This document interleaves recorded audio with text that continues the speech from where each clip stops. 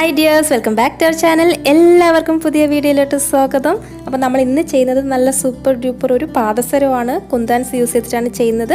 ബാക്കിയുള്ള മെറ്റീരിയൽസ് നോക്കാം. Gear wire golden കളറാണ് നമ്മൾ എടുത്തിരിക്കുന്നത്. 0.45 mm സൈസാണ് ഇതിൻ്റെ തിക്നെസ്.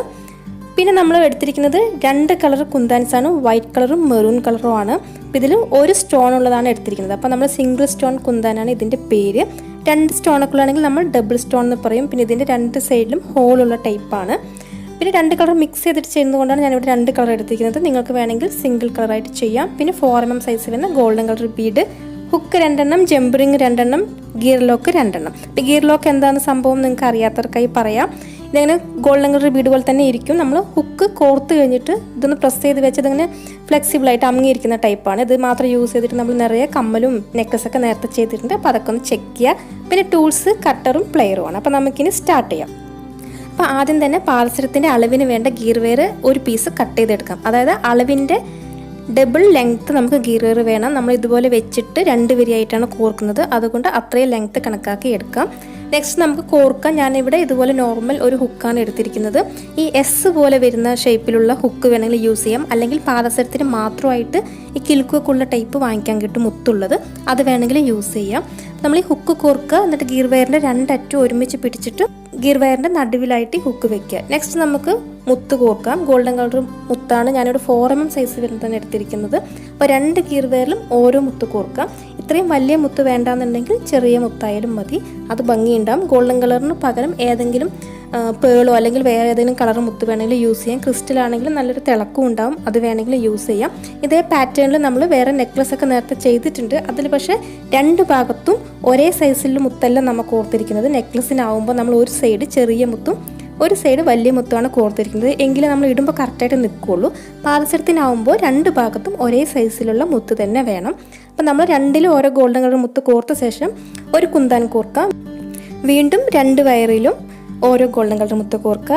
അതിനുശേഷം നമ്മൾ കോർക്കുന്ന കുന്താന് വേറെ കളർ. അല്ല, ഇനി ഞാനിത് 2 കളർ മിക്സ് ചെയ്യുന്നതിന് പകരമായിട്ട് നിങ്ങൾക്കൊരു സിംഗിൾ കളർ തന്നെ വേണം, വൈറ്റ് മാത്രം മതിയെങ്കിൽ വൈറ്റ് മാത്രം അങ്ങനെ കണ്ടിന്യൂസ് ആയിട്ട് കോർക്കാം. അല്ലെങ്കിൽ മെറൂൺ ആണെങ്കിൽ അങ്ങനെ കോർക്കാം. ഏത് കളർ വേണമെങ്കിലും കോർക്കാം. നമ്മൾ സ്റ്റോണിന് പകരം മുത്തുള്ള കുന്താൻസ് വാങ്ങിക്കാൻ കിട്ടും. അങ്ങനെയാണെങ്കിൽ അതും യൂസ് ചെയ്യാം. അപ്പം നമ്മൾ ഇതുപോലെ ഈ ഓർഡറിൽ 2 ഗോൾഡൻ കളർ മുത്ത് പിന്നെ ഒരു കുന്താൻ, ആ ഒരു കളർ മിക്സ് ആക്കിയിട്ട് കോർക്കുന്ന പോലെ നമുക്ക് എത്ര ലെങ്ത്ത് വേണോ അത്രയും കോർക്കാം. അപ്പോൾ ബാക്കി കൂടി നമുക്കൊന്ന് പെട്ടെന്ന് കോർത്ത് റെഡിയാക്കിയെടുക്കാം. അപ്പോൾ നമുക്ക് വേണ്ട അത്രയും ലെങ്ത്ത് നമ്മൾ കോർത്ത് കഴിഞ്ഞു. ഇതിൻ്റെ അറ്റത്തിന് ഈ ഹുക്ക് ഇടാനുള്ളൊരു കണ്ണി കൂടിയാണ് കോർക്കേണ്ടുള്ളൂ. അപ്പോൾ നമുക്കത് കോർക്കാം. അപ്പോൾ അത് കോർക്കാനായിട്ട് ആദ്യം തന്നെ ഒരു ഗിയർ ലോക്ക് കോർക്കാം. പിന്നെ ഈ റിങ് കോർക്കാം, ജമ്പ് റിങ്. ഇത് ക്ലോസ്ഡ് ആയിട്ടുള്ള ജമ്പ് റിങ് ആണ്, നമുക്ക് അകത്താനൊന്നും പറ്റില്ല.